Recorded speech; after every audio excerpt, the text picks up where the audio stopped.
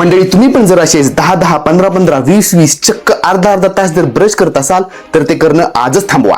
कारण आज आहे आपला 75 दिवस 75 सवयी यापैकी दिवस दुसरा आणि आजची सवय आहे कधीही जास्त वेळ दात घासू नये.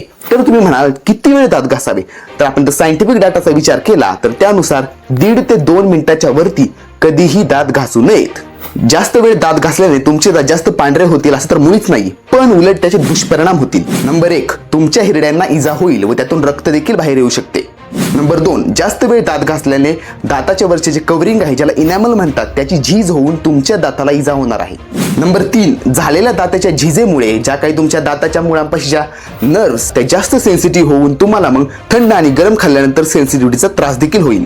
आणि एक बोनस पॉइंट, तुम्हाला माहिती नसेल पण आपल्या दातावरील जे कव्हरिंग असतं ज्याचं नाव आहे इनॅमल ते मूळतःच पेल येलो म्हणजेच फिकट पिवळ्या कलरचं असतं. मग त्याला घासून घासून पांढरं करण्यामध्ये का तुमचं आयुष्य वाया घालवताय?